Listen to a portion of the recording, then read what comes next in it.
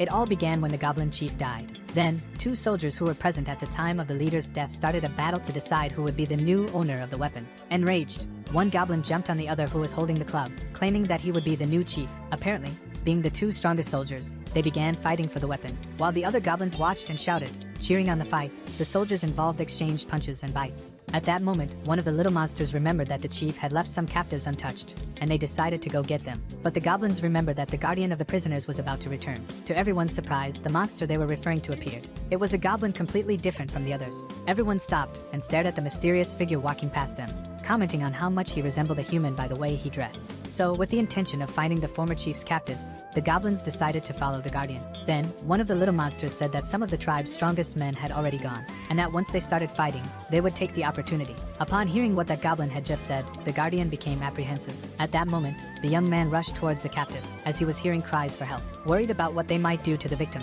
our protagonist quickly headed in the direction of the screams. Then, the boy spotted the cave where the captive was. Upon arriving at the place where the cries for help were coming from, the guardian found goblins attacking a young woman. At that moment, one of the little monsters stared fixedly at the captive. Meanwhile, the woman became increasingly desperate, believing that this would be her end. Terrified, the girl started screaming for help, begging to be rescued. Without intending to harm the prisoner, the guardian ordered the goblins to release her. Then, apparently, the group leader released the woman and told the young man that the chief was dead, and therefore, that captive would belong to him. Afterward, the strongest goblin told the boy that if he dared to take the woman, there would be serious consequences. Quickly, the group leader ordered the others to attack the guardian and kill him. Obeying the order, the goblins attacked the young man so they could keep the woman. Our protagonist became desperate, being ambushed by so many little monsters at once. In disbelief at seeing his life being taken by those horrible, low-level goblins, the boy became determined not to die at that moment. More and more, the will to live overtook the young man. Then, something unexpected happened. Surprisingly, our protagonist drew a knife and finished off one of the attackers, leaving the others frightened. Then, the guardian showed the group that he was determined to fight for his life and would not be defeated easily. Upon seeing the young man with a knife, the little monster panicked, fleeing the scene in terror. One of the goblins shouted to the leader to run, because the guardian had a weapon. Exhausted after managing to survive, the boy frightened the attackers. At that moment, the young woman, who was about to become a hostage of those horrible goblins, thanked her hero, who seemed very tired from the battle. But it seemed that the guardian was too weak, and the girl begged him not to die so that he could protect her. After the girl's words, our protagonist, who had once been human, began to reflect, and a screen appeared before his eyes, informing him that the system was starting. Then, we discovered that the name of our protagonist is Lin Tion, and that he reincarnated as a goblin with a system after being run over by a truck. However, the screen that the young man could see only showed him some statistics, not seeming to have other, more advanced functions that were really useful. Nonetheless, after the words of the girl he saved, the boy began to gain a better understanding of the place where he had reincarnated. At that moment, the young man started studying that world created by gods, where there were many powerful monsters. Our protagonist emphasized that humans had conquered their place on that continent using their strength. However, the goblin into which the boy reincarnated was the weakest and filthiest monster in that world. Then, Lin Tion said that his stats were so low that, even among goblins, he could easily be finished off. Looking at the girl, the young man remembered that, in that world, there was a way to become stronger, which was by creating new life with the girls. Our protagonist stated that goblins had the ability to gain strength after mating and constantly reproducing, but he didn't have any females, and that's why they kidnapped girls. Reflecting on the cruel life in that place, the boy said that he used to be human and that doing such things to become stronger was truly despicable. Then, the girl interrupted him, saying that after spending a few days with her guardian, she finally understood that he was different and that she didn't want to live with those goblins. Lin Tion is once again surprised by the girl. At this moment, the girl tells the boy that when the night order comes to rescue her, she will tell them that he saved her, and they will let the boy live in the village. Then, something seems to frighten Lin Tion. Our protagonist says that the goblins have returned to capture the girl. So, the boy asks the girl to hide. Once again, saving his protege, our boy prepares to defend her. As expected, a horrible goblin, desperate to become stronger, arrives screaming as if it had drunk spoiled milk and needed to go to the bathroom. Lin Tion shows determination not to let the girl be taken. Quickly, the boy strikes the goblin with a knife. Afterward, our protagonist informs the girl that the humans had arrived to rescue her, making her happy. Convinced that it was the sacred order, the girl runs towards her rescuers. Then, Lin Tion suddenly stops upon seeing something unusual. Our boy comes across a very powerful human defeating several goblins with a single blow. Lin Tion is amazed to witness someone so strong in that world. Next, the supposed hero who came to rescue the girl becomes irritated upon realizing that those filthy creatures had torn his sacred order uniform. At that moment, Lin Tion sees the surprising stats of Loader. Our boy wonders if that powerful man is really human, as it's the first time he has seen such high stats since arriving in that world. Excited, the girl runs towards her savior, calling him captain, while Lin Tion is impressed that they handled the group of goblins so easily. Then, something terrifying leaves our boy horrified. It seems the man is not there to save her. Lin Tion acts quickly upon seeing that Loader was about to finish the girl, saving her again. Like a true hero, the boy grabs the girl, pushing her away from the captain. Not understanding what was truly happening, our boy wonders why the Sacred Order came if it wasn't to rescue the imprisoned people. Irritated, Loader says it's a disgrace that a goblin managed to dodge his powerful attack. Then, as promised, the girl informs the captain that the little monster had protected her. Unexpectedly, Loader becomes furious at the girl's claims, believing she was lying and trying to make a fool of him, deciding to finish her off. In disbelief, Lin Tion runs to save her once again. Annoyed, our protagonist tells the girl that she must leave the place and shows her a safe path. Without assessing the risks, Lin Tion decides to attack Loader with just a club. Then, a light appears coming from the darkness of the cave. Our boy stands still with wide open eyes. A woman arrives, asking Loader to wait, while Lin Tion appears protected by a magical shield. Then, a very powerful mage appears with an army of knights right behind her, telling the captain that the goblins seemed a little strange.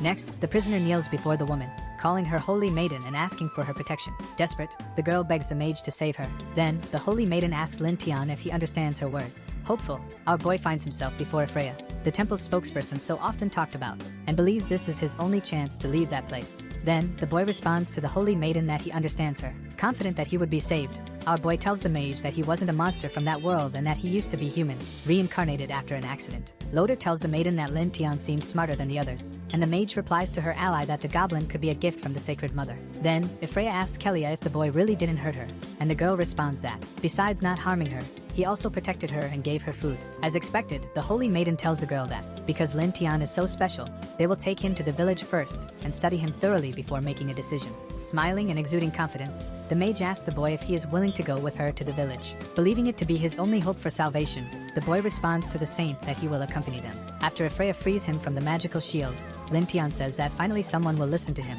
and he will be able to prove his innocence. Leaving the cave, the mage orders Loader to follow her. Walking with his supposed rescuers, Lin Tion thanks his savior for her kindness, saying he will properly repay her. However, something unexpected happens. Out of nowhere, Loader strikes Kelia's stomach with his sword. Realizing this, Lin Tion quickly looks back and sees his protege being finished off by the captain, leaving him in despair. Our protagonist, with the vision of a goblin, sees Kelia lifeless on the ground. Lin Tion is incredulous in front of his friend, killed by the one she believed was her savior. Then, the boy falls into despair, not understanding what was happening. Sarcastic and dark, the Holy Maiden looks at Lin Tion and says that when they reach the village, he better reward her well. A week later, in the village, the church bell rings to gather the citizens. Loader, next to the Holy Maiden, appears, giving a speech to the villagers, saying that the goblins' attack caused a lot of damage to that peaceful town.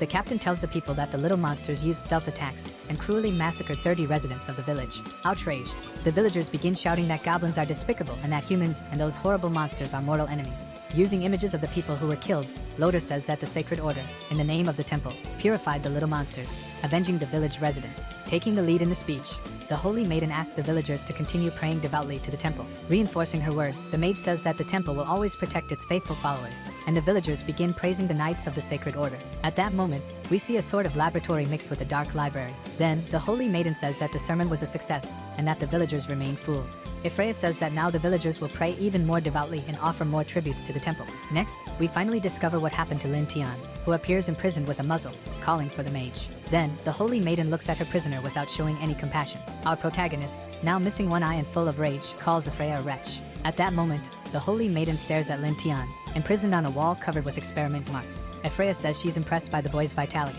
seeing that he's still alive, and believes that's why the temple cannot eradicate the goblins from the continent. Then, the Holy Maiden decides to inject a more potent poison into Lin Tion to evaluate the results. Our protagonist seems unable to bear the constant suffering from the experiments any longer. Desperate, Lin Tion remembers that the Sacred Order deceived everyone and killed Kelia, and he asks the Holy Maiden if that was what human justice meant. Then, the boy is suddenly struck by a branch to his chin. Furious with Lin Tion's allegations, the Holy Maiden says it's strange for such a weak and despicable creature to dare question human justice. Then, Freya, showing her true nature, says that goblins are nothing more than insects on that continent, and just the fact that she's speaking to him is already a great favor. Casting a spell on Lin Tion, the Holy Maiden says he should show gratitude and use his little body to contribute to human experiments and the Sacred Order. Then, the Holy Maiden creates a magic circle that begins draining the boy's energy. Lin seems almost powerless to resist that torture. Our protagonist begins to blame himself for maintaining his human compassion, even after reincarnating from a human into a low-level goblin, believing that people would be just. Tion recalls that after being taken to the village,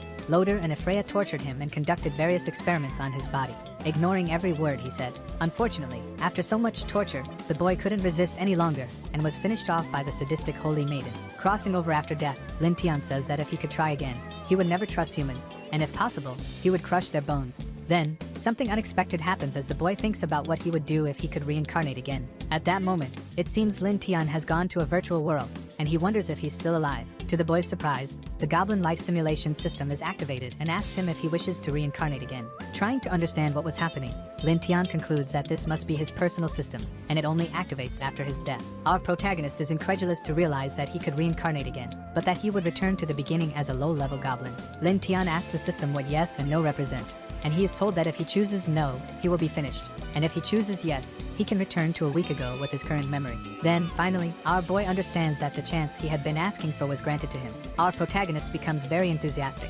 realizing that he can now take revenge on Loader and Freya. Lin Tion, ecstatic with thoughts of revenge, chooses the yes option. At that moment, the system initiates the Goblin Life Reboot process. Our boy, furious at having been betrayed by humans, is truly determined to return and take his revenge.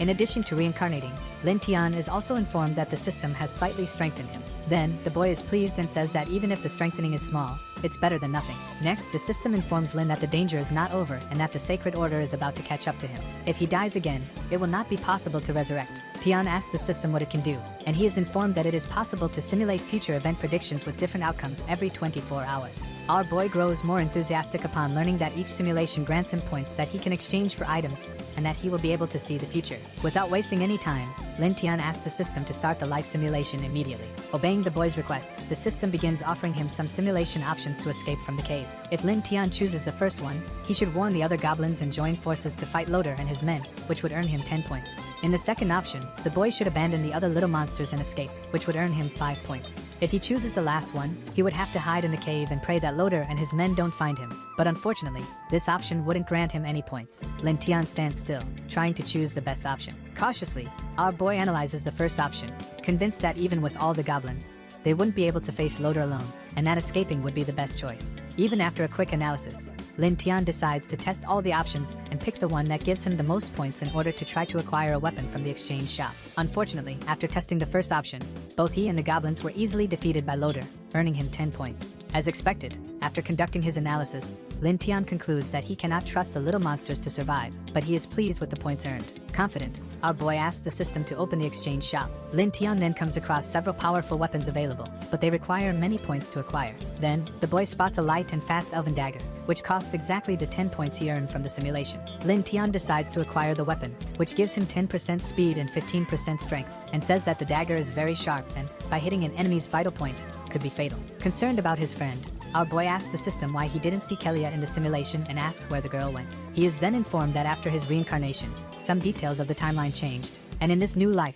the girl wasn't captured by the goblins and lives happily in the village. Lin Tion seems very surprised by this information. Our protagonist is genuinely happy after learning that his friend is safe. Content that Kelia is alive and out of danger, the boy says that he has fulfilled his promise and will now focus on his other concerns. Analyzing the best path, Lin Tion runs toward the cave's exit, affirming that it's the best option because the weakest guards are there. One of the soldiers standing guard outside was talking about how much he hated goblins, while the other asked for patience, saying it was an easy job. At that moment, our boy hears voices of people talking near where he was. Lin Tion then discovers that Loader's plan was indeed to eliminate all the girls who had been kidnapped and were in the cave, and that was the mission of the two guards. Our protagonist becomes more certain that his revenge is justified upon seeing that the Sacred Order is willing to kill innocent people to maintain its influence. With this information, the boy believes that his only choice is to fight, because if they do this to humans, imagine what they would do to a simple goblin. Preparing a trap for the guards, our boy imitates the voice of a girl and asks for help from inside the cave. Obeying Lord Loader's orders, the soldier prepares to finish off the supposed girl who was about to escape captivity.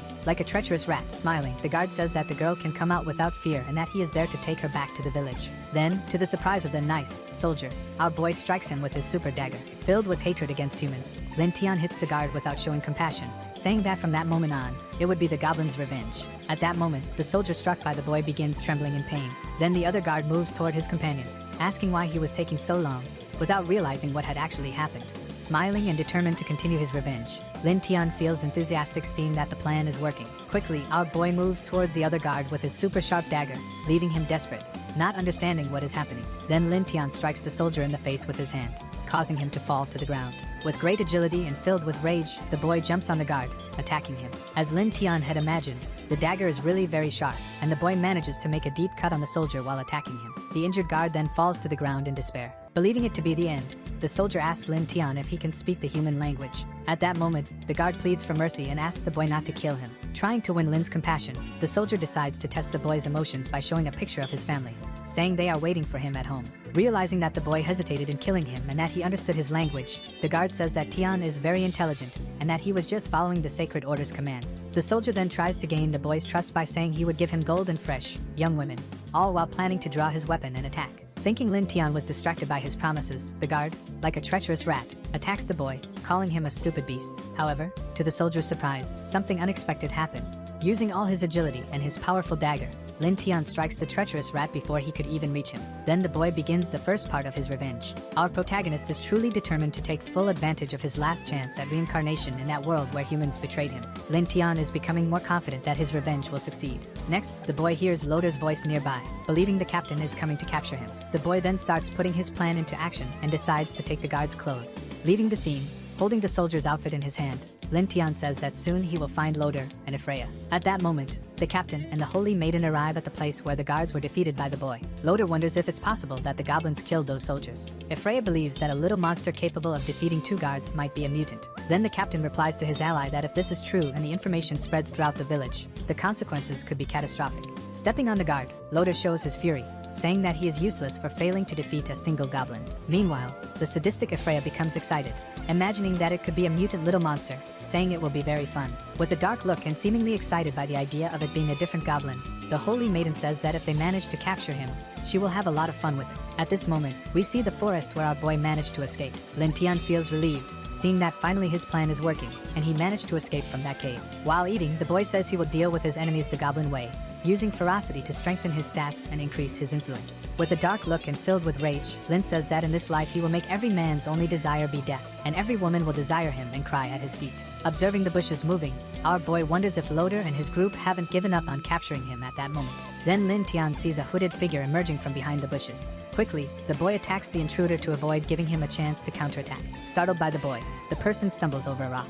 Lin Tion is surprised to see that it's a goblin. Our protagonist cannot believe what he's witnessing. Lin Tion becomes even more incredulous to see that this goblin could speak and express itself like him. The boy then decides not to lower his guard, as it's an intruder who is hiding. Then something surprises our boy even more. Lin Tion wonders why that goblin has feminine features, given that there are only males, and that's why they can only reproduce with other species. Frightened by the boy, the female goblin pleads for him not to hurt her, saying she was only there to fetch water, which makes the boy suspicious. Our protagonist begins to wonder how it's possible for a little monster to speak complete sentences. At that moment, Lin Tion views the status of that strange girl and sees that if a male mates with a female of the same species, he will become a goblin god. The boy is amazed to realize that if he mates with that girl, it would be the perfect opportunity to become strong enough to face his enemies. Desperate and fearing for her life, the girl tells Lin Tion that she was sent by her boss to fetch water, and if she doesn't return with what he asked for, she will be beaten until she is killed. Next, the girl is surprised to see that a goblin is talking to her and calming her down. Lin Tion tells the girl that if she keeps crying, she will attract Loder and his group to them.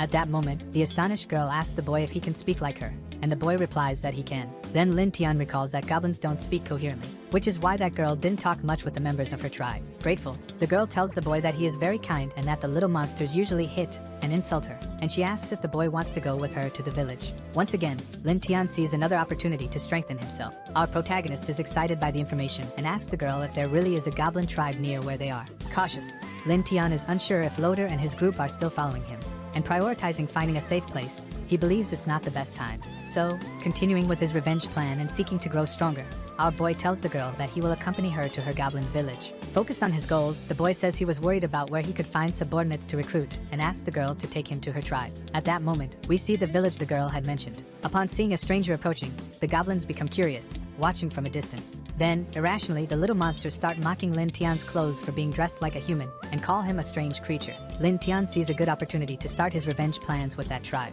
Determined to gain the goblins' trust, our boy says he is there to join them and asks to speak with the leader. Next, the little monsters mock Lin Tion, saying that the chief isn't someone he can just meet whenever he wants. Annoyed, the boy's new friend yells at the goblins, saying that the boy isn't a bad person and asks them not to act rashly. At that moment, someone asks why the whole tribe is gathered in one place making all that noise. Lin Tion becomes excited when he sees that the goblin chief has finally appeared. Then the leader arrives, furious, asking who was making all that noise in his tribe. Our protagonist quickly checks the stats of the little monster's leader. Lin Tion seems surprised after seeing the leader's stats, realizing there is a high-level goblin in that tribe. At that moment, the chief asks the girl if she brought the stranger, and the girl replies that she brought the boy to the village because he had nowhere else to go. Next, the leader is very pleased and thanks the girl. Surprisingly, the chief orders the goblins to finish off Lin Tion and eat him, leaving the girl desperate as the little monsters advance toward the boy. Quickly, our protagonist draws his dagger. Then Lin Tion shows his knife to the leader and the goblins, saying that he knows how to make weapons like that and that if they let him join the tribe, he could make them all stronger.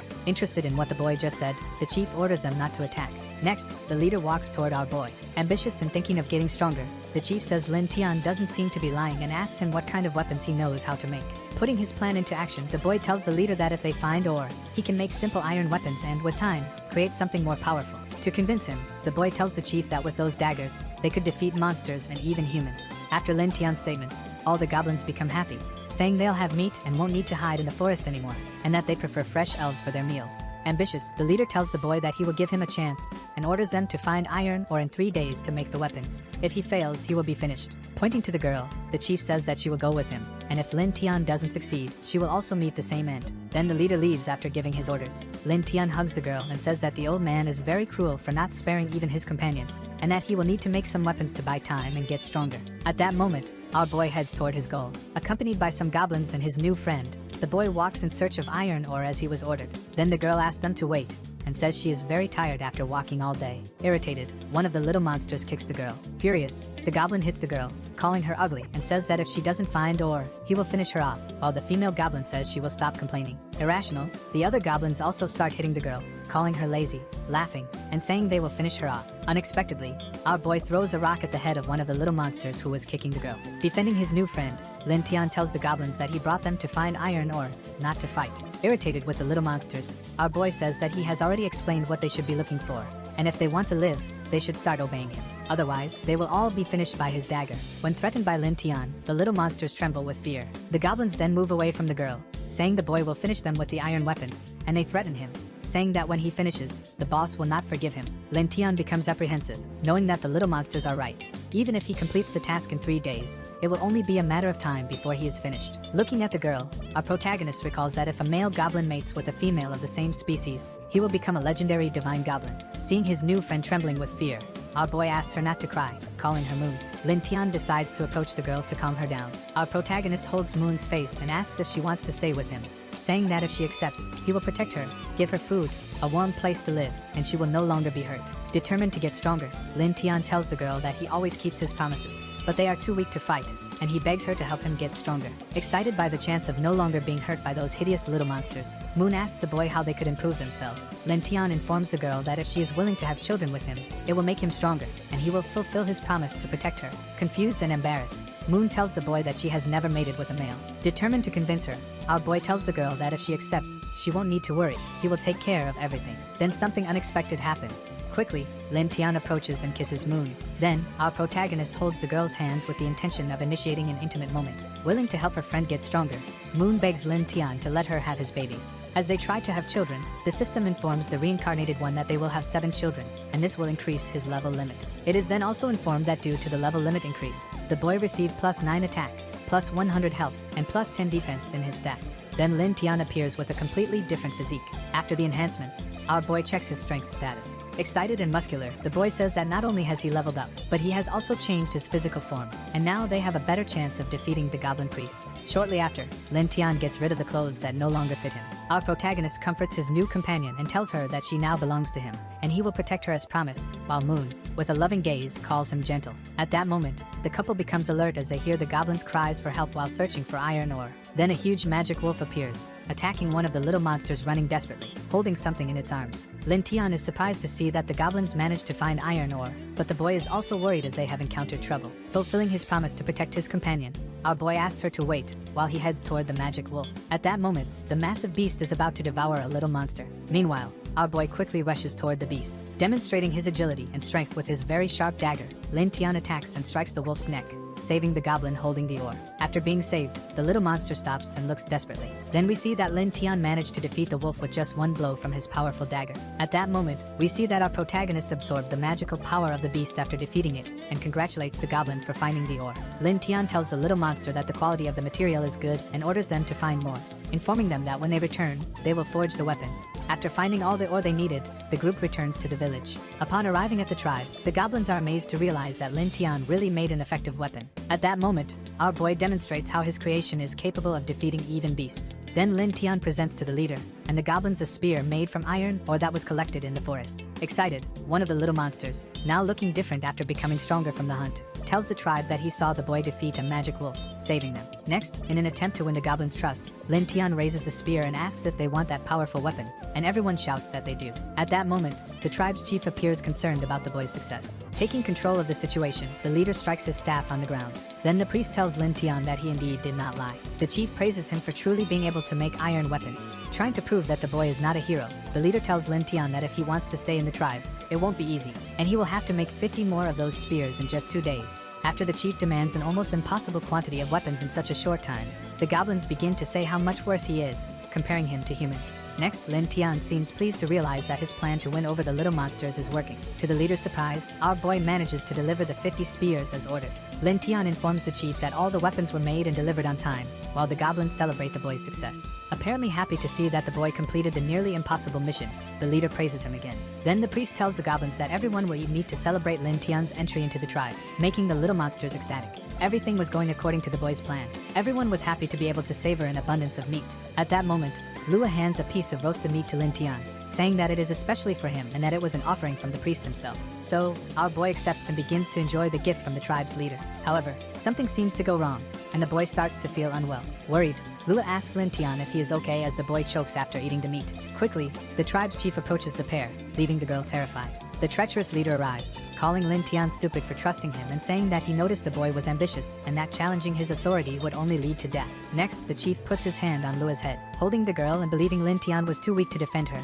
The priest asks the boy if he really cares about that female. Realizing that the boy cared for Lua, the leader tells him to enjoy watching her neck being cut, calling her a traitor. Determined to kill the girl to teach Lin Tion a lesson, the chief says he will do it to ensure the boy no longer boasts in his presence. It seems that Lua's end has truly arrived, facing the sharp claws of the tribe's priest. However, unexpectedly, Lin Tion rises and quickly strikes the chief's arm, leaving everyone surprised and saving his companion. At that moment, the leader, who was so confident, appears terrified, trying to understand how the boy, weakened by the poison, managed to do that. Sarcastically, our protagonist mocks the old man, calling him stupid and treacherous for falling into his trap. Lin Tion tells the priest that he already knew he would poison him, and that he was just playing along with his act, making him believe it. Realizing he was deceived by the boy, the old man becomes furious. Missing an arm and determined to finish off Lin Tion, the leader charges at the boy while our boy prepares to defend himself. Showing great agility, the boy manages to dodge the old man's attack easily and delivers another blow to the tribe's chief. It seems that the reign of the tyrannical leader of that goblin tribe has come to an end,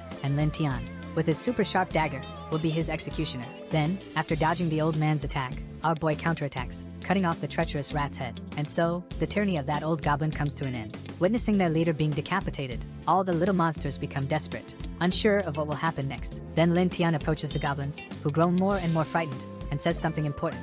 Our protagonist tells the little monsters that from that moment on, he will be the new leader of that tribe. Lin Tion informs the goblins that he will lead them to attack the elves and humans. Raising his powerful dagger, our boy tells the little monsters that they will always have meat under his leadership. Then, the goblins become ecstatic with the promises of their new chief and begin to cheer for him. Finally, Lin Tion points to the old man's body and offers it to his soldiers as a celebration gift. Quickly, the little monsters begin to die while running toward the treacherous deceased. Irrational and hungry, the goblins devour the body of the former cruel leader. Determined, Lin Tion says that conquering the tribe of little monsters was just the beginning of his revenge. Next, he will make the elves breed a stronger generation for his tribe. However, something seems to be watching them stealthily, hidden in the bushes. Then we see a beautiful elf spying around the forest, surprised to witness all those events. At this moment, a fascinating structure appears in a tree, with many goblins hanging as a warning to intruders. A girl is happy to see that her princess has returned home. Then, we discover that the spy is actually an elven princess, and the girl tells her to wait because her matriarch is busy, but the young princess says she has an urgent report. Next, the princess opens the door to her mother's chambers, saying she has something important to report about the eastern magical forest, and she is met with something unexpected. Upon entering, Cassandra sees the queen being flirted with by several male elves. At that moment, the princess is extremely embarrassed to witness that scene of her mother in mischief while danger is approaching. Then, before Cassandra can leave the room, the queen asks her to wait and tell her what was so urgent that made her enter like that. Once again, the princess tells her mother that she has an important report about the goblin tribe in the forest. Curious and arrogant, the queen asks her daughter what could be so urgent about weak and dirty creatures, referring to the little monsters. Next, the princess informs her mother that she found a large black bear devoured in the magical forest and doesn't believe goblins killed it. Cassandra also tells the queen that a few days ago, she saw the former leader of the Little Monsters tribe being finished off by a mysterious young man, and wonders if this might be related. It seems that the princess's mother only paid attention to the mention of a new village leader. Arrogantly, the queen orders her daughter to take some elf soldiers and organize an operation to deal with any possible danger, and she tells her not to kill them all at once. While stroking a male elf, the seductive and beautiful elf leader tells Cassandra that goblin hearts are valuable ingredients for potions used in the tribe. Once again, the princess is very embarrassed by her mother and replies that she understands the importance of keeping some little monsters alive. Then the mischievous queen tells her daughter that she has worked hard lately and will reward her with an elf to satisfy her, or if she prefers, she can choose even more. Next, the princess, extremely embarrassed by her mother's suggestive proposals, leaves the room, saying that she will investigate during the night and report back if anything happens. Planning the attack, the goblins, using branches as a reference, create a map and inform Lin Tion that the Forest of 1,000 Wonders has around 30 tree houses. Pleased with the good work of his best soldier, the new leader says that when they conquer the elves, he will be rewarded with 2 elf girls, making him euphoric. Excited by the chief's promises, Lin Tion's right-hand man informs him that he will order the other goblins to prepare their weapons. Then the new tribe leader begins executing his attack strategies. Following the information provided by his right-hand man, Lin Tion calculates that there are 2 elves in each house, and a total of 70, including 10 who are in the mines. In order to make his tribe stronger, our boy tells the goblins that from now on, they will hunt in the magical forest, making everyone jump for joy. This way,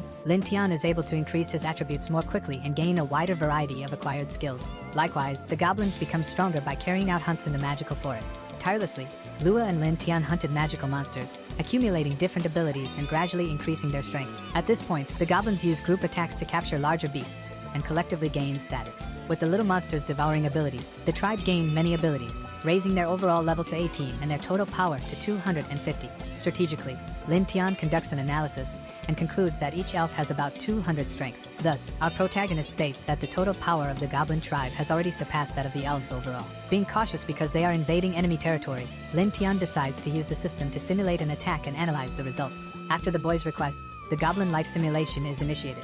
Our boy leads the goblin army, which has had a great increase in strength, to attack the elves with great confidence in the success of the attack. Due to Lin Tion's overconfidence, the group of little monsters falls into an ambush, and all are trapped in a snare, being finished off. Our protagonist is captured by the matriarch of the elves and hanged in the Forest of 1,000 Wonders as a warning to the other goblins. Summarizing, the system informs that Lin Tion thought he had everything under control, but in reality, he was in the palm of his enemy's hands. In disbelief, the boy cannot believe this outcome after the simulation's information. At that moment, Lin Tion realizes that the goblin tribe was being monitored all the time, and for this reason, the elves were able to set the ambush. Strategically, the new leader tells the soldiers that the little monsters have keen hearing and smell and asks everyone to focus on finding clues about the spy. Soon after, the boy is able to detect something hidden in the forest. Using his magical power, our boy finds the spy behind a tree. On a beautiful moonlit night, without realizing that her location was identified, the princess and her soldiers retreat quickly, intending to inform the matriarch about a possible attack. Then, several glowing arrows fly toward the fugitives. Surprisingly,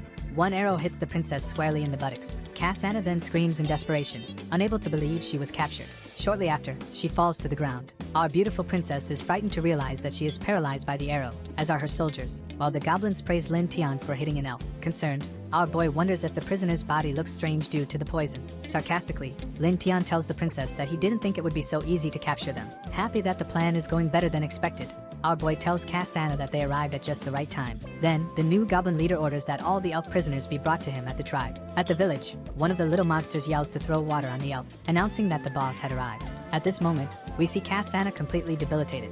Lin Tion approaches the princess. Our boy says that apparently, goblin body fluids have a special paralyzing and arousing effect on females, increasing their chances against the elves, which is a matriarchal society. Furious and very weak, the princess asks how filthy creatures dare capture her, and even plan to attack the elven tribe. Cassandra tells Lin Tion that without the matriarch's mercy, all the goblins would have already been exterminated by the elves, and if they harm her, her mother will not forgive them. Sarcastic and confident in his power, our boy mocks the princess. Then the reincarnated one throws Cassandra to the ground, saying that he found it interesting she talked about mercy. Lin Tion then tells the princess that the elves she speaks of and those her subordinates talk about seem very different, and that her soldiers are stupid but don't lie. At this moment, the boy tells Cassandra that her tribe could have exterminated all the goblins in the forest, but there are still many alive, and he believes it is not due to mercy. Confident in victory, Lin Tion tells the princess that she doesn't need to say anything else because tonight he will lead the goblin tribe to the elves to discover the truth. Our protagonist tells the soldiers they can divide the two prisoners that were finished off and devour their abilities. Then, the leader of the little monsters looks at the princess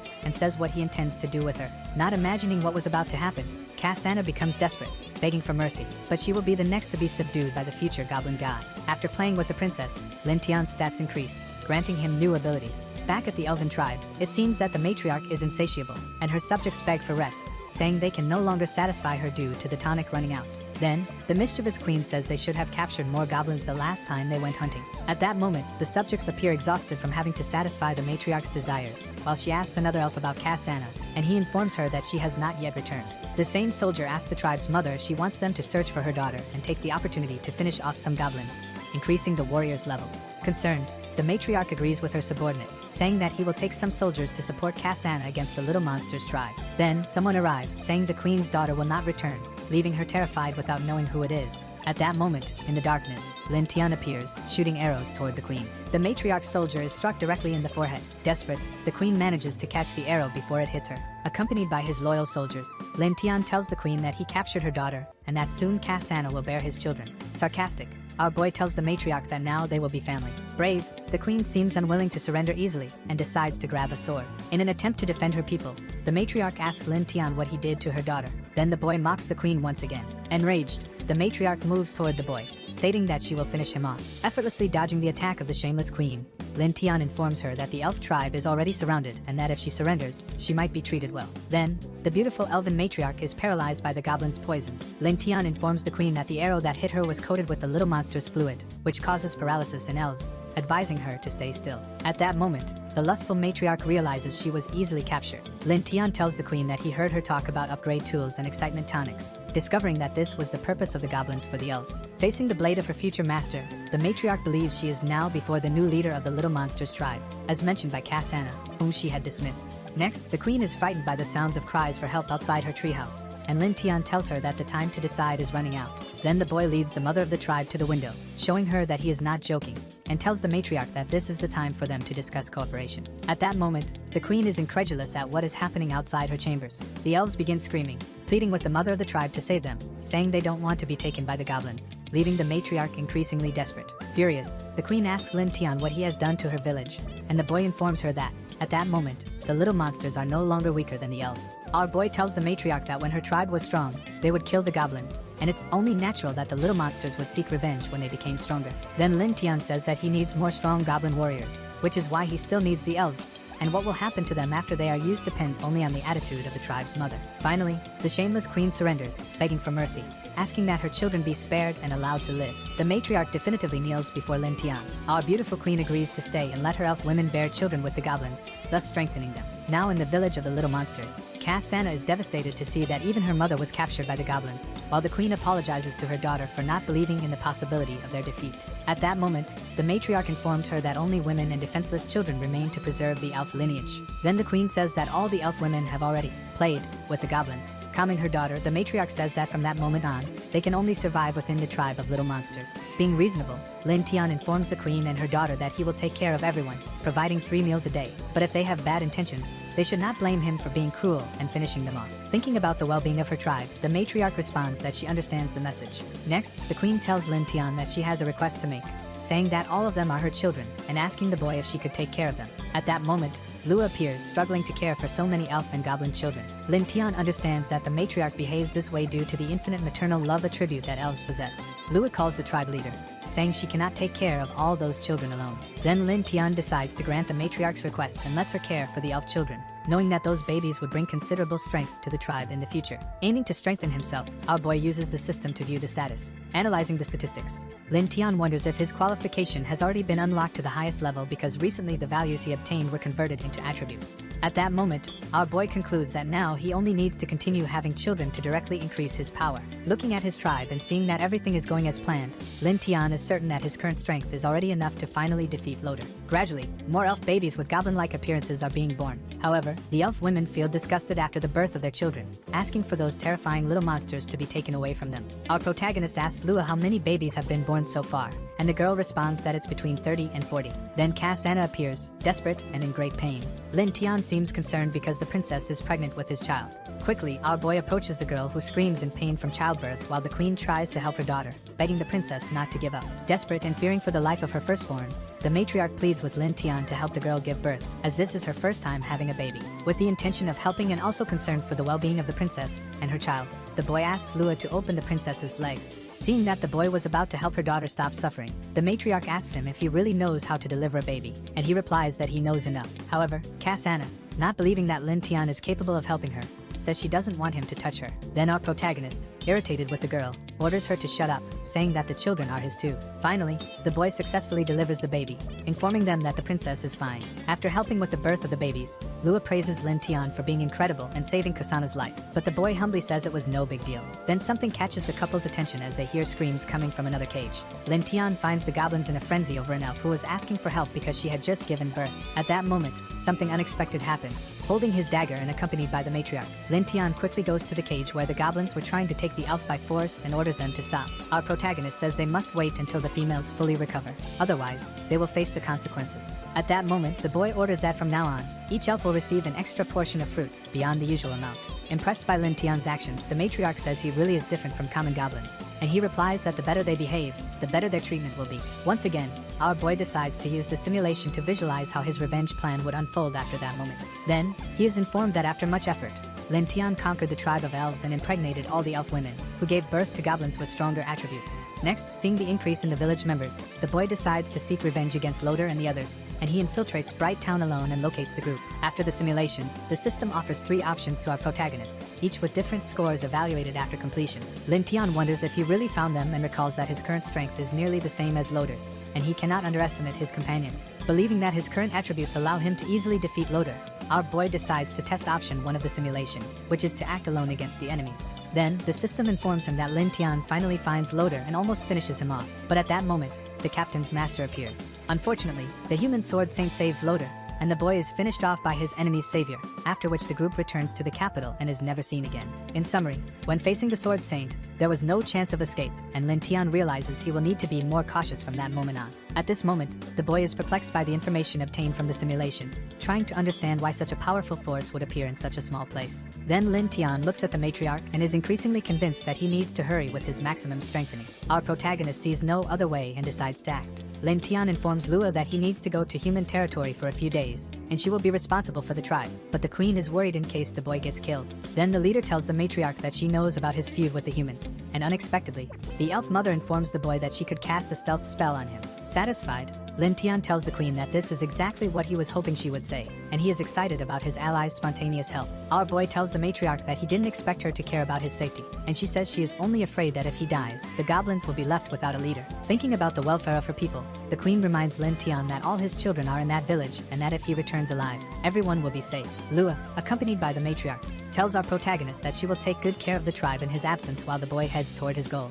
Now in Bright Town, the people walk calmly as some soldiers patrol the area. It seems to be a patrol team ensuring the security of the area. Upon witnessing so many soldiers guarding the city, Lin Tion wonders if the Sword Saint has already arrived. However, our boy remembers that he spent the entire day gathering information and heard no news about her. Our protagonist finds all this patrolling strange. Then, Lin Tion notices that some people are heading to the same place. Quickly, the boy goes there. Then he finds people looking at the ranking of adventurer teams in the Bright City. At this moment, we see that Loader is at the top of the leaderboard. Lin Tion wonders if Lord Loader has progressed in strength to be ranked first among adventurers. Our protagonist sees that he needs to hurry and find more clues. Otherwise, his revenge plan will fail. While passing by a tavern, the boy hears someone saying that everyone can drink on him, and that they will drink until they can't anymore. Then something catches the boy's attention, and he stops quickly, recognizing that voice. Satisfied for finally having found his target, our boy smiles. Upon entering the tavern, Lin Tion sees Loder drinking as if he had no worries. At this moment, one of Loder's companions begins praising him for, along with Freya,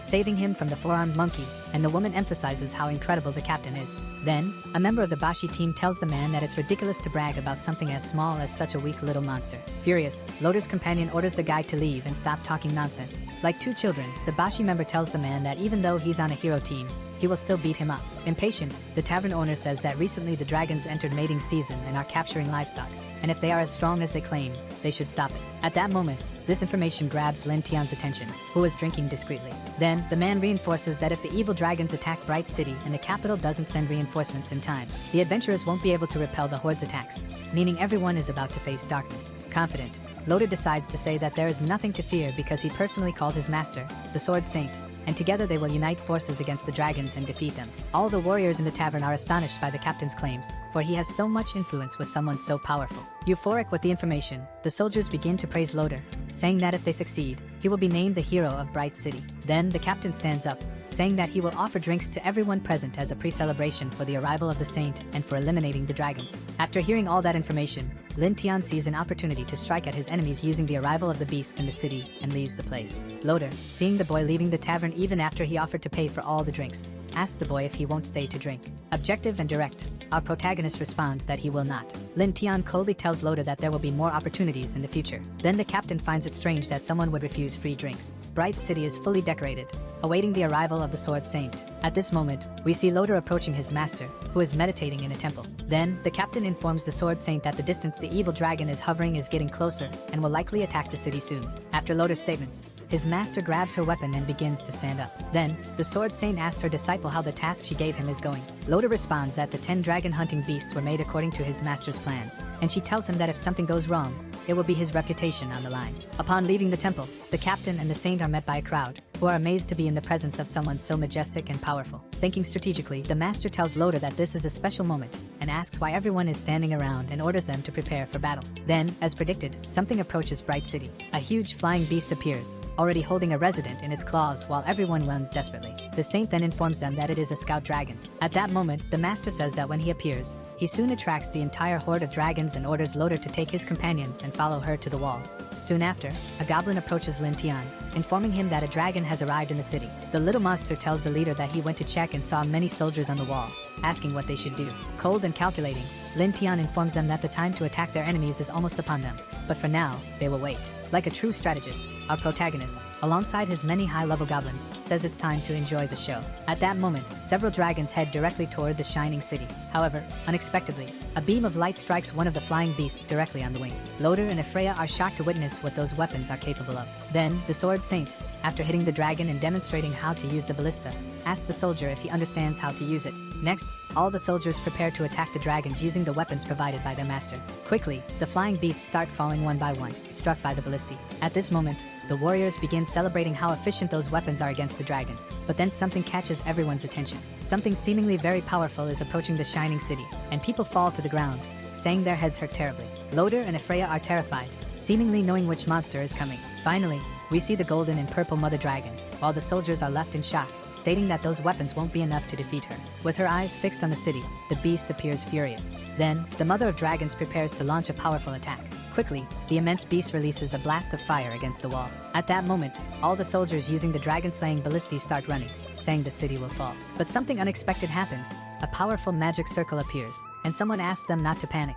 Then, the Sword Saint steps in, declaring that she herself will fight the Mother Dragon and orders everyone else to continue defending the city. Surprisingly, the Master creates an enormous protective field using the magic of her sword. At that moment, we see that the barrier created by the Saint not only protected the city from the Mother Dragon's attack but also prevented the other beasts from attacking the wall. Lin Tion, cautious and waiting for the right moment to strike, watches the battle from atop a mountain. Our protagonist isn't surprised that the Saint managed to defend the city from the Mother Dragon's attack, given her stats. However, he admires the immense power that the massive beast demonstrated upon arriving and attacking the city. At that moment, Lin Tion examines the impressive stats of the Sword Saint, and discovers why she was able to neutralize the mother dragon's attack without much difficulty. Then, our boy emphasizes that Lotur's master is indeed very powerful and feels relieved that it won't be necessary to fight her for his revenge. Lin Tion states that the mother dragon is weaker than the saint but has superior endurance. Our protagonist says that even though the master managed to strike the beast with her sword, she won't be able to defeat her easily. Seeing that the saint is occupied fighting the mother dragon, Lin Tion says this is the golden opportunity he had been waiting for.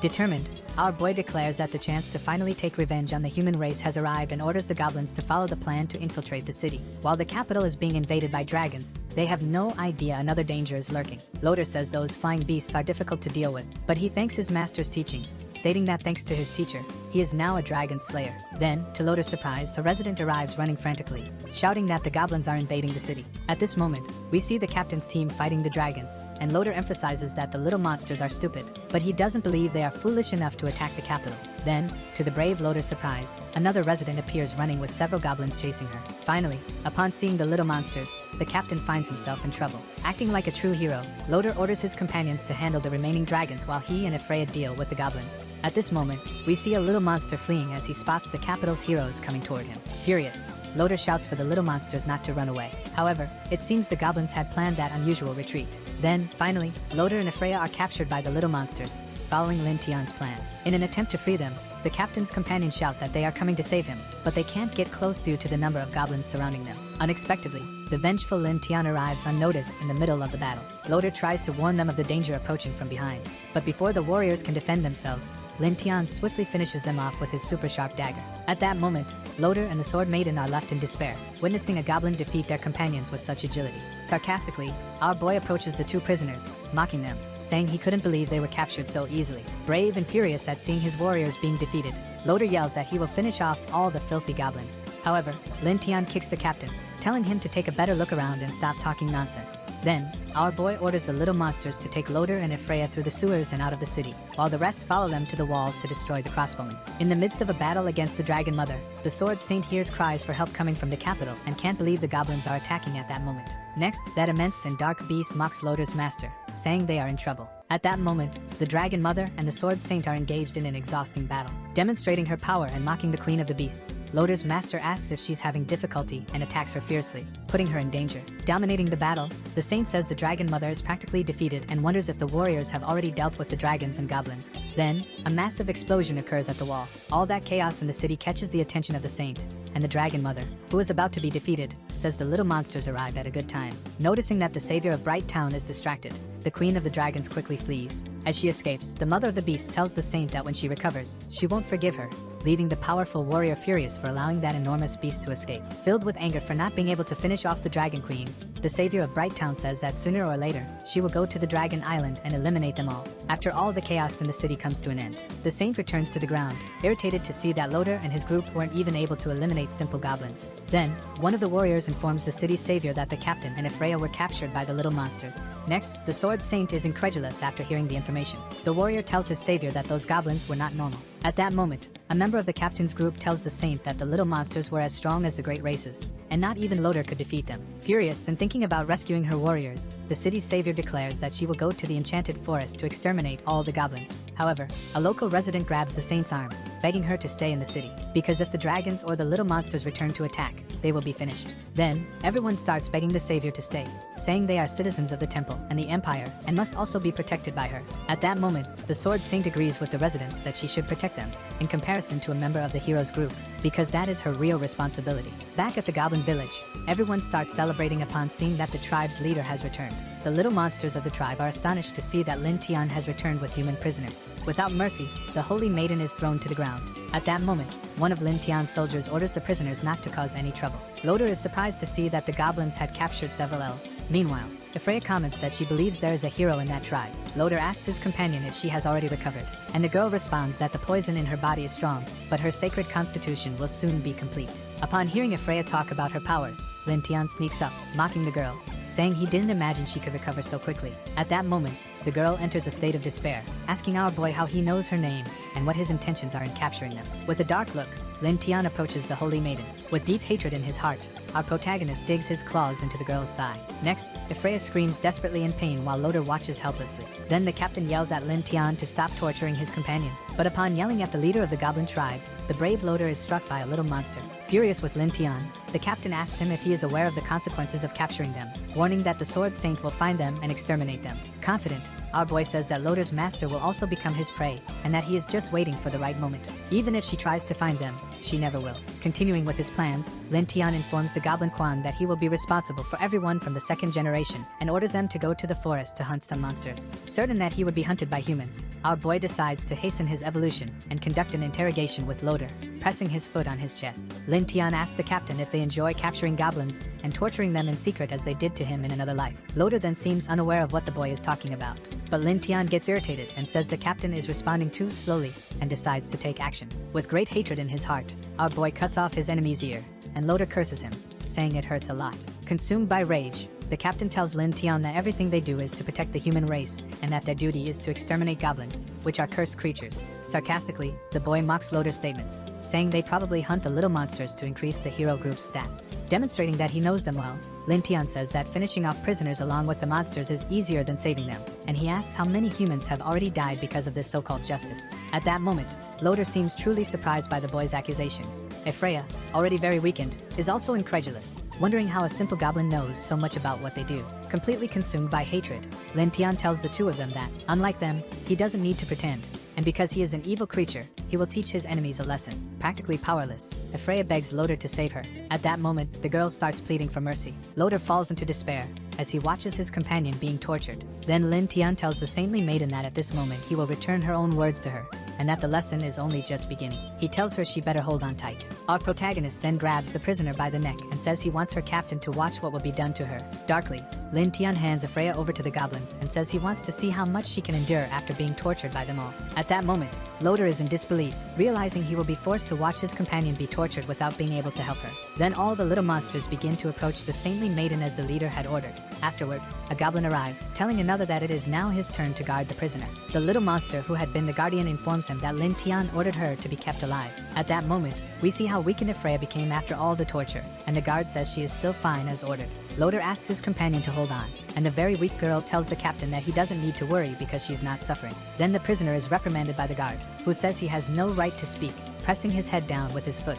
Meanwhile, as the queen of the elves takes care of her baby, she asks her daughter if Lin Tion truly holds a grudge against humans, and the girl emphasizes that they are indeed in trouble. Upon hearing the elven mother's doubts, Lu arrives, informing her that the boy had already mentioned that he would take revenge on humans, and for this reason, he likely does hold a grudge. Fascinated by Lin Tion, the queen of the elves highlights how determined he is and that he never lets an offense go unanswered, which is why he is the most special goblin she has ever seen.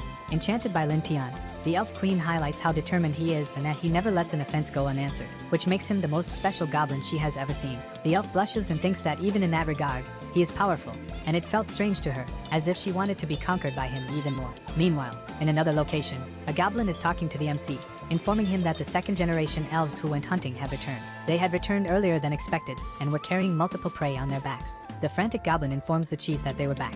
He is at level 33 and already has attributes so developed that they almost match those of the MC. He is impressed. The MC asks why they returned so early. Was the hunt that successful? He says they killed all the monsters nearby and could only go west in the forest, but they found goblins massacring other tribes. The MC asks which tribe in the west was being massacred by the larger goblins. Another goblin says it was the Blood Fawn tribe. When they divided the teams to find monsters, they ended up finding several tribes with their mark.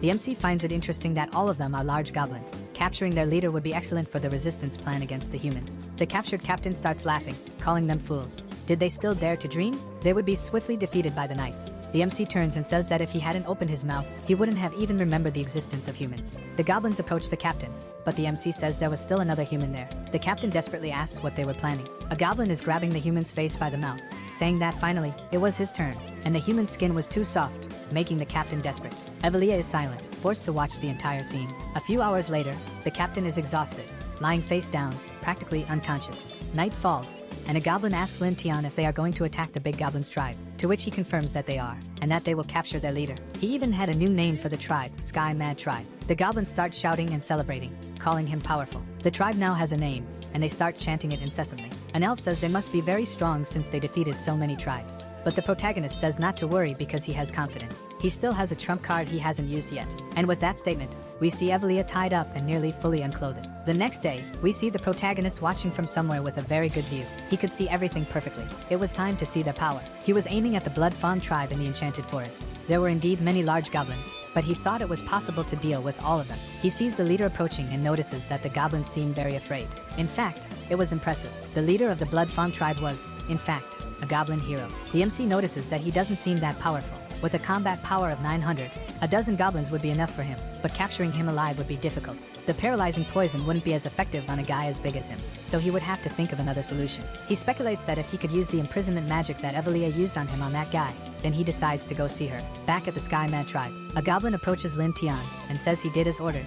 The human was almost done, and the MC congratulates the goblin on a job well done. The girl begs to be freed from sight because she would redeem herself before the Lord. The MC wipes her wounds with a warm cloth, and she asks who he is, not yet looking back. When she turns and sees the protagonist, she starts screaming for him not to come closer, trembling. She screams that she was going insane, that he was a demon. She felt so much pain. The MC slaps her face, grabs her by the back, and gives her a hug, saying that the punishment was over. She cries, asking if it was true. He pulls away from the hug, saying that he keeps his word, but she needed to choose her belief. She asks what belief, and he replies that it was to choose between believing in God, or believing in him, becoming his pet and escaping the endless pain. He says this while caressing the top of her head, and she trembles. Evelia had already made her decision, as the next moment she takes a deep breath, and begins to lick the protagonist's fingers. And he says, "Very well, Evelia," while caressing her face. Lin Tion says that, from now on, he will be her only master, and she will be called his little pet. Evelia is on all fours, barking and calling the MC her master. He picks her up, and takes her to a hot spring. He removes her clothes, and bathes her. The pleasure of the bath makes her say she will do anything for him because he is kind to her. He says that's perfect, continuing to bathe her. Then, the protagonist says he wants to see Evelia using the Holy Light Prison ability, and she asks what that is. He shows her a book after the bath, and she asks if the Holy Prison is what's in it. Evelia focuses, begins to pray. Her body levitates slightly as she begins channeling the power, and then a gigantic prison appears before her. The MC is impressed by Evelia's power. They are walking through the tribe's prison. The captain senses their presence while he's imprisoned, and starts yelling for Evelia to attack the MC and heal his body as soon as possible. The MC says she surrendered to him willingly, and the captain doesn't believe it. She was the daughter of the holy church leader and wouldn't give in so easily. The MC commands her to kneel and says she's doing all this of her own free will, and she obeys immediately, kneeling and smiling at him. The captain becomes desperate upon seeing this scene. He leans against the bars, grinning and drooling with rage, saying that his actions will make the goblin race disappear from the world. The sole purpose of the goblin race's existence was to be exterminated by humans. The Holy Church would eliminate them all. Lin Tion didn't expect this to be Evelia's identity, so he thanks the captain for this information and orders the goblins to give him plenty of trouble. He calls Evelia to leave. Now it was time to take care of other business. They are leaving, and the MC says they will take control of the Blood Fawn tribe. Already at the place where the tribe is hiding, a goblin is talking to the chief, reporting that everything is ready, trembling with fear in front of the leader. The chief stands up, saying they will attack the tribe to the south. They will capture all the elves and have fun with them. And the goblins start to get excited, shouting about their chief's power. Someone yells for the chief, saying a goblin invaded the tribe and is looking for him. The chief turns, asking where this inferior goblin came from. The MC approaches, saying he is a heroic level Blood Fawn goblin with intelligence similar to humans, and he's there to talk to him. Some goblins ask if he's some kind of mutant, but he says no, he's just a bit smarter than regular goblins. But it's not time for idle chatter. He is the leader of the Sky Mad tribe and is taking their chief with him. For the other goblins, there were only two options: submit to him or die there. The chief asks if the MC is the head of the tribe that breeds elves. The MC says his genes are good and invites him to come along. The hero goblin calls him an idiot and, shouting for him to shut up, grabs the protagonist's entire head with one hand. He lifts the protagonist by the head, saying he didn't expect him to come to him. When he's done with the MC, everyone in the tribe will be his. The goblins start chanting for the chief to crush the MC, but the MC, unfazed, says the conversation is useless. If he didn't want to capture the Blood Fawn tribe chief alive, he would have already finished him off. The protagonist cuts off the goblin's hand with a somersault strike, and he cries out in despair. The chief falls to the ground, clutching his arm and ordering his followers to destroy the protagonist. The goblins charge at the protagonist to avenge their chief, and Lin Tion snaps his fingers, ordering them to leave now. A knife pierces through the chest of a Blood Fawn goblin. The goblins of the Sky Mad tribe begin to appear from their invisibility ability, and the enemy asks how that is possible without making any noise. The MC's servant says that's due to the Silent Steps skill, and shouts to destroy all the Blood Fawn goblins, as it was an order from the chief. The enemies become desperate. Several warrior goblins had appeared, and everyone there had fallen into the MC's trap. He had used the negotiations to make them vulnerable, drawing all attention to himself. The goblins were no match for the chief, so he could escape without any issues. But even while escaping, he shouts that he has to kill the MC first, then charges forward to punch him. The MC stands with his arms crossed and simply says Evelia's name. She then begins to cast the sacred light prison. A radiant cage appears, imprisoning the goblin hero, leaving him confused about what had happened. It was a light spell, and goblins couldn't use light magic. Enraged, he witnesses a scene that shocks him. Evelia is at the MC's feet, calling him master. He praises her, saying she was a good girl and had grown even stronger after joining his side. She begins to thank him for the compliments. Some time passes, and we see the goblin hero chained with light magic, calling the MC a scoundrel, while Lin Tion tells him to be a good breeder. Back at the tribe, the goblin chief was chained to a rock, and the MC says that taming him took quite some effort.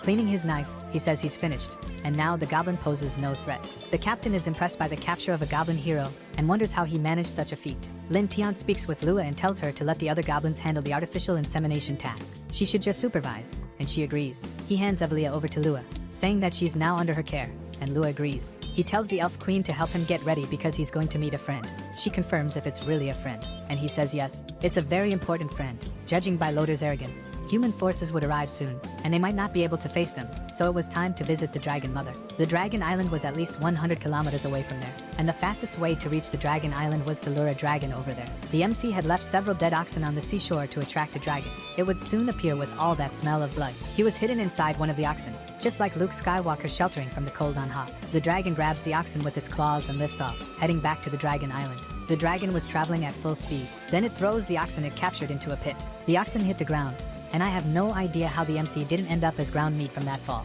But he emerges from the carcasses and realizes that dragons don't hunt just for themselves. But now he only needs to find the Dragon Mother. Then something approaches him from behind, saying there was something strange mixed in with the food, startling the protagonist. The purple dragon says it recognizes the MC. He was the goblin chief who had attacked the tribe of light the other day. Why was he sneaking around her territory? Did he think the dragon wouldn't devour him? The MC asks her to wait because he wants to propose a deal. The dragon finds it interesting. There was a little goblin offering her a deal, and she begins transforming into her human form. The female dragon says that if it's something pleasing, she might decide not to devour the MC. He tells her that she also wants revenge on the Sword Saint, so he proposes an alliance between them as repayment for freeing her the other day. The dragon is amazed that such an inferior being as he dared to challenge the Sword Saint. This made her quite curious. She was almost twice the MC's size, stands beside him, and asks how he plans to defeat that woman. He replies that it's simple. They just need to send her dragons to occasionally disturb the Village of Light. Then she asks about them, what they would do. What could a bunch of small goblins do to challenge that crazy woman? What was his plan? She places her finger under the protagonist's chin and says that facing the Sword Saint head-on wouldn't work.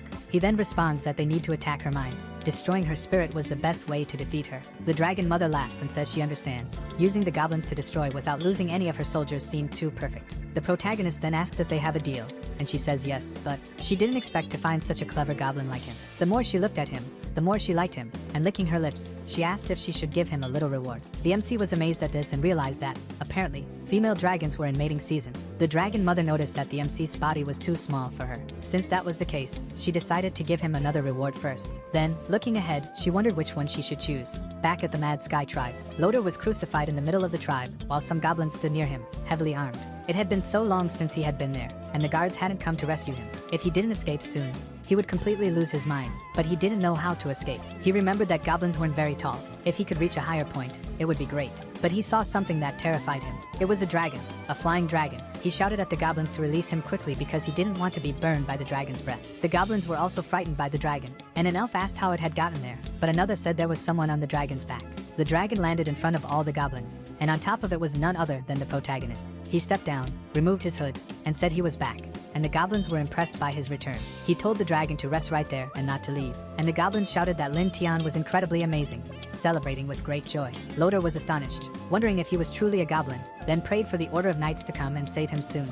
In the City of Light, several knights were approaching the city center. They bowed before the Sword Saint, but she said that time was running out. They shouldn't think about formalities. It was time to organize a rescue plan as quickly as possible. The system notified him that he was entering a new storyline and had 3 options to choose from: continue killing monsters, create more goblins, or advance 1 month. The MC realized that the third option meant the Sword Saint wouldn't attack him for that period, so he chose it. He would gain 20 points for this. The system began the time acceleration and informed him that the corrupted forest he was in no longer generated experience points for him. He received 20 points, and the reward was 20 times his life score. A month had passed. The protagonist woke up, and the system informed him that the time passage had ended. He got out of bed and found the sensation of time passing to be very strange. The system congratulated him on reaching level 50, with a total score of 1000. His stats had increased significantly, but not his overall strength. Lua came into his room shouting, informing him that all the newborn goblins hadn't survived. This left the MC distressed. He ran out with the goblin woman, and the elves were holding the babies who had already passed on. They cried over the bodies of the babies. The protagonist asked how this had happened. He asked an elf if something had happened, and she said she didn't know what went wrong. Only 3 newborns had survived, and they were very weak. Lauder began to laugh, calling the goblins brainless fools for thinking they could raise a powerful generation. The protagonist remarked that he seemed to know the reason for the newborn's loss. Lauder said that the higher the goblin's level, the harder it was for offspring to survive. He couldn't rule the world with reproduction abilities alone. The MC thanked Lauder once again for the valuable information, even though it had come too late. He turned away and told the goblins that Lauder was all theirs, but they shouldn't finish him off too quickly. The goblins thanked him for this. Lauder shouted that he was too cruel. He would become a vengeful spirit and never forgive him. The MC thought it was too late to create a new generation of heroes, but they needed this to fight against the Sword Saint. Without them, it would be challenging. He began to wonder how he could evolve the goblins quickly. Just then, the dragon landed behind him. It approached the MC like a cat, and started using its head to nuzzle the protagonist, and he wondered what was happening with her. The dragon was entering a transformation state while in heat. This situation was very special for him, and she finished transforming. So, this was the special situation, the gift the dragon mother had left for him. The female dragon begins advancing on the MC, making him nervous. She jumps on him, throwing Lin Tion to the ground, and with a passionate look sits on his lap, licking her lips. The system alerts him that he has unlocked a new achievement, and this time his stats have increased considerably. The protagonist is recovering from the growth session he had received from the dragon.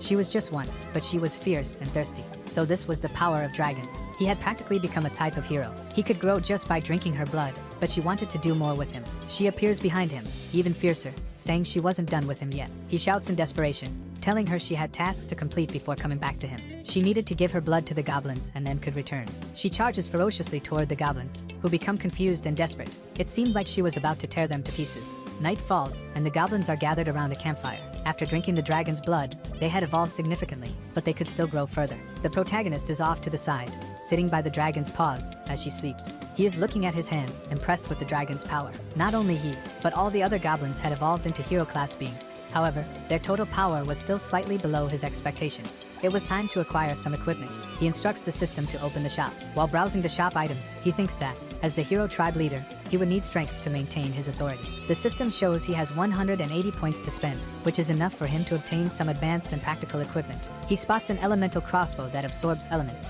and can fire elemental arrows. It was small and ideal for long-range attacks. A skill called Unarmed Defense, allowing him to parry 3 weapon attacks while unarmed, cost 80 points to acquire. This skill was very powerful and could save his life in a confrontation with the Sword Saint. He decides to buy both. The system confirms that the exchange was successful, and both the item and skill are now in his inventory. The MC starts wondering aloud how these weapons will work in battle. He's eager to test them on someone. Then he spots Loader and calls him over. Loader looks desperate, already sensing what this is about. The protagonist says he is the perfect candidate. Loader asks what he is going to do now, and so he becomes the first to experience just how powerful Lin Tion, of the hero species, has become. Someone in the enchanted forest is calling for help. It's a human witch calling out, while another companion says that insignificant creatures don't interest her. She would prefer to be with the Sword Saint, hunting dragons. A third person comments that the dragon mother is a big problem, and this task was easy. He finishes by saying they shouldn't waste the opportunity that Loader gave them to gain glory. The witch notices something happening ahead and alerts the others, who prepare for battle. A giant spider appears in front of them, and the fight begins, even though the little witch is afraid of spiders. The archer lands a precise shot to the monster's head, and remarks that it was just a level 3 insect, nothing to make a fuss about. The warrior tells them to wait because something else is coming. It was a giant goblin, and it belonged to the hero species, advancing on the 3 adventurers. They comment that he seemed to be the leader. It was pretty easy to find him. They prepare for battle, already celebrating an anticipated victory, confident the mission's credit would be entirely theirs. The warrior instructs everyone to begin the attack on the goblin and to provide cover for him as the monster lets out a war roar. One of the knights asks the captain to wait a moment. He requests to take that one on himself, as he had already defeated several goblins along the way, and this would be his first hero species goblin. The captain agrees, telling him to finish it quickly. The knight then asks the captain to watch what he is about to do. He readies his spear and says he will defeat the goblin with a single blow. Using his combat skill Storm Lance, he hurls his weapon at the giant goblin's chest. He yells for the goblin to die, but they are immediately surprised afterward. The goblin had held the spear without any difficulty and looked menacingly at the 2 adventurers. How was that possible? The goblin prepared to throw the weapon back, and the captain shouted to activate the shield quickly. The spear struck right in the center of the shield, causing a massive explosion on the spot. The shield was pierced in the middle, and the adventurers were stunned by this. He had almost managed to break the shield with sheer force. If he was a physical type, then it was better to attack from a distance, so the archer prepared her attack. It was just one shot. Her arrows wouldn't miss. That's what she thought, until a hand pierced through her stomach. She looked back in desperation, and another goblin was laughing behind her. It was an assassin goblin. The archer lay on the ground after the blow, and the swordsman shouted for them to keep the formation and surround the archer in the center as quickly as possible. The witch screamed for the captain to look in her direction, and he turned around to see what it was. Several goblins of different sizes and classes were approaching the group. The scene changed, and someone was calling for help in the forest again. But this time, it was the group truly asking for help, not just bait to attract monsters. The goblins were celebrating their victory, and the humans were now theirs. One of the goblins said the witch was his. He was going to do something, but was interrupted by another who said that the spoils belonged to the tribe. The chief had said humans should be captured, but one had escaped, and he deserved nothing. The four-armed goblin shouted that they had already killed so many humans. They were strong enough to decide what to do with the spoils. The goblins there began to rebel, saying they were the strongest, and the tribe should follow what they said. One of them said the big brother was the strongest there, so they would follow him. He looked at his reflection in the sword and decided to take the spoils to the tribe first. Back at the tribe, everyone was informed that the heroes had returned. They had captured several humans. They were truly incredible. The leader of the group was named Goblin Life. The protagonist was sitting, and one of the elves, looking very nervous beside him, asked if he could still control them, but he didn't respond. The four-armed goblin lifted the human captain, saying that he was his and that he was going to eat him. Lin Tion approached him, asking him to release the human he was holding because he had information he wanted. The goblin looked down, sneering at the protagonist's size, and gave an ugly smile, saying that if he wanted the human, he'd have to trade him for one of his women. The women were shocked and scared, but the protagonist raised his arm to prevent him from even thinking about approaching them. The MC looked up, anger in his eyes, asking if he knew what he was saying. The MC was his leader. The four-armed goblin then looked back and, pointing to the red-haired goblin, called him Goblin, saying he was stronger than the MC, so they would follow him. The MC looked at the two goblins and asked if Goblin was at the center of the rebellion. He said that if the red-haired goblin defeated the four-armed one, he would forgive him. The four-armed goblin began to laugh wildly, saying that Quan would never obey the MC, because he was the new chief, and they would kill him to rule the tribe. At that moment, a hand gripped the four-armed goblin's head, who was startled, and when he realized it, Goblin was holding his head. He was about to ask something, when blood sprayed all over the area, and both the protagonist and the elf looked a bit shocked by the scene. The four-armed goblin lay on the ground, and the other goblins were frightened. The red-haired goblin called the MC leader and said that, since he evolved, he had begun to understand many things. He was different from those arrogant fools and respected the MC, but he also believed in brute strength. He called the MC father and said he had defeated the previous chief to become the new leader, so now, he also wanted to try. He was level 50, and his attributes were very high, with a total score of 1200. The MC began to smile and said he understood everything. The boy had the courage to challenge him with a power of 1200. Lin Tion began to emit a fiery aura and said that Quan's growth was impressive, but was he sure he wanted to challenge him? The protagonist's aura now resembled that of a super scion. The other goblins start cheering for Goblin, telling him to destroy the MC and become the new chief, so they could also take the women. The protagonist closes his eyes and says there seem to be several goblins willing to follow Goblin. But before starting, he'd like to confirm something. He begins conjuring a fireball and says that if the hero class goblins want to continue following the MC, they should come to his side immediately. Otherwise, they would be exterminated. The captain thinks the MC is a priest and is impressed. He considers escaping amid this internal conflict since he wouldn't be able to fight them there. He thinks that once the current leader dies, he can find a way to escape. Meanwhile, several goblins move to the MC's side. Quan has made his choice in front of the MC. He wants to seek total power and draws his sword. He charges at the MC with everything he's got, but the MC dodges his strike by moving back. The captain is startled, seeing that the red-haired goblin had grown even stronger since capturing him in the forest. The MC compliments Goblin skill and places his sword in front of him. With the sword emitting a powerful flame, he challenges Goblin to withstand the next blow. The red-haired goblin is alarmed, as he has never seen that weapon, and it's also very fast. He realizes he can't dodge the blow, so he decides to face it head-on and charges through the fireball. The protagonist observes this feat and realizes that the goblin is truly very resilient. Goblin advances with his sword, letting out a powerful roar, and his size is more than twice that of the MC. The protagonist gives a sarcastic smile, as the red-haired goblin strike hits the ground with such force that it causes an explosion. The two humans are terrified by the scene, and the others watching, who are on the protagonist's side, are fearful of the outcome of the fight. Goblin is terrified by what just happened. The MC had blocked his sword strike with only one hand. Lin Tion compliments Goblin's strength once again, but it's not enough. He had used the unarmed defense skill and is now drawing his crossbow. Goblin's eyes are wide open, staring at the power of the crossbow in front of him, and only a scream is heard in the end.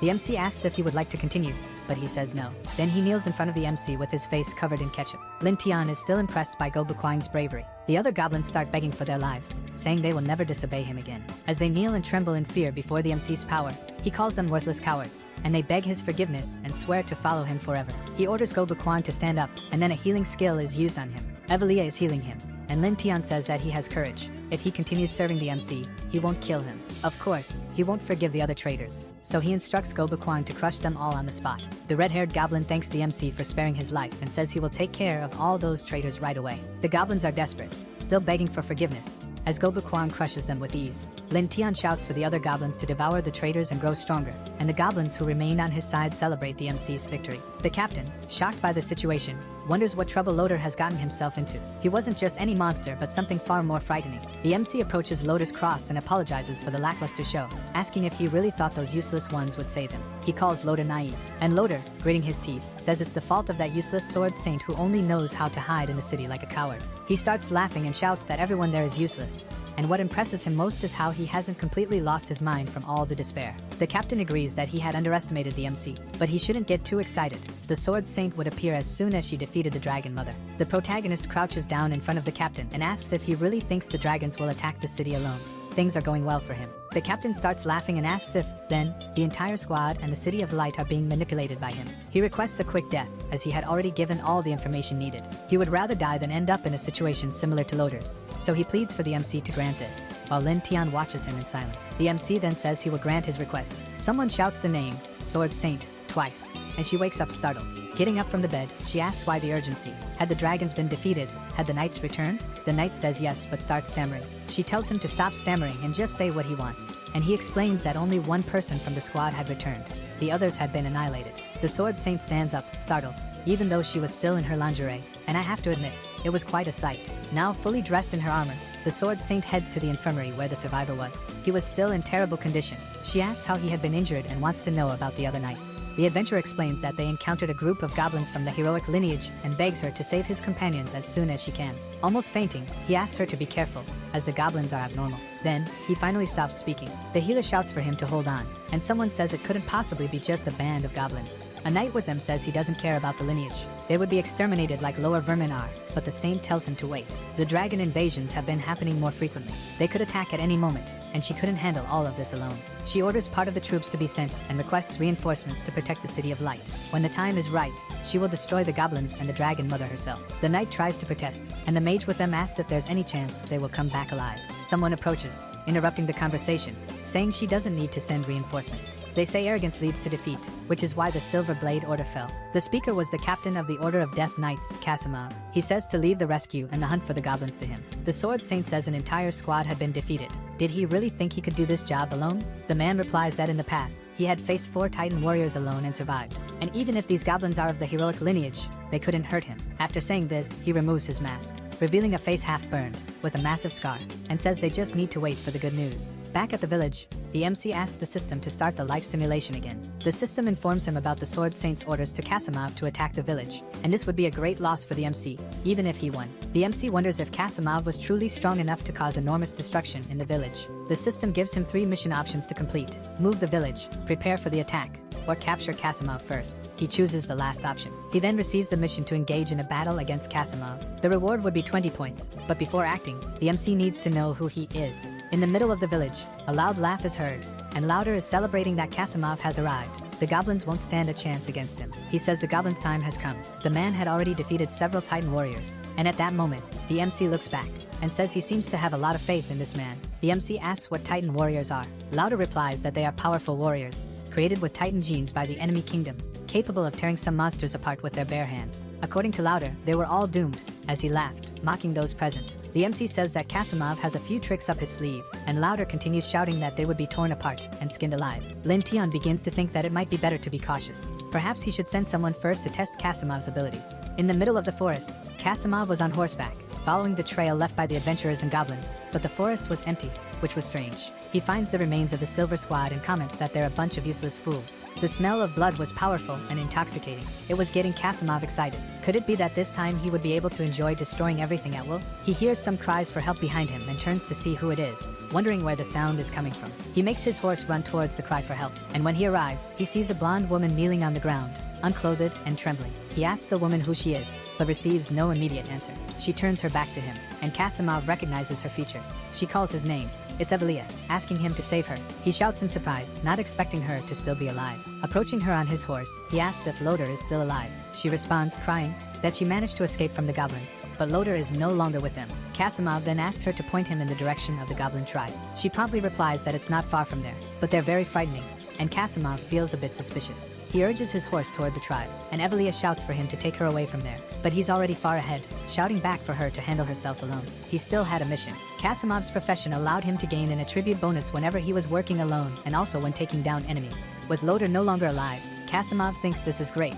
It won't hinder him, and he just needs to attack them stealthily to stack up bonuses. Riding his horse, he crosses a rope that triggers a trap. Kasimov is thrown forward while his horse falls to the ground. He somersaults, managing to avoid injury from the fall. He looks back to see the source of the attack, and finds none other than Evelia coming after him, and he asks why she hasn't left yet. Evelia raises her scepter and casts her Holy Light Critical Strike spell, hitting Kasimov squarely. He shouts at her, asking what she's doing, and she replies that her master ordered her to defeat him. Once again, she casts a spell, this time called Sacred Impact, and strikes Kasimov directly once more. A purple smoke spreads in front of Evelia, and Kasimov conjures the Soul Devourer. He manages to grab Evelia by the hair and asks what kind of spell she'd been under to dare attack him, but she doesn't respond. Then, licking his shoulder, he says that in that case, he won't go easy on her. He didn't enjoy killing only monsters and was interested in flaying her. He points his sword at Evelia's neck, saying this was a good opportunity to stack up bonuses. Someone remarks that they understand why he dared to try exterminating them alone. The MC is behind Kasimov, holding a sword and commenting that his profession's attributes and equipment are indeed troublesome. He wields a sword with a power called Deadly Harvest, which increases critical damage by 90%. If he succeeded in a stealth attack, it would be bad for the MC. Kasimov is shocked, wondering how a low-level goblin managed to steal his sword in just an instant. Evelia runs to the MC, calling him master, and Kasimov shouts at her for lowering herself to become a slave to despicable goblins. The MC says she's an excellent servant, while patting her head. He tells Kasimov that he's a bit disappointed in him, as he thought he would be formidable. Instead, he's just a psychopath who enjoys killing. Kasimov says that, although he doesn't know how the MC discovered his attributes, he will easily deal with a despicable goblin like him. Even without his sword or passive abilities, he's fully capable of sending the protagonist to hell. Kasimov draws a dagger and charges at the protagonist, who doesn't even attempt to dodge the attack. In the next moment, two goblins appear behind the protagonist and Evelia, both well-armed. And the protagonist, smiling, says that today they'll see who's going to hell first. The dragon also appears and breathes fire onto Kasimov, who is completely incinerated by this single strike. The guy speedran his way to hell, breaking all records. Our video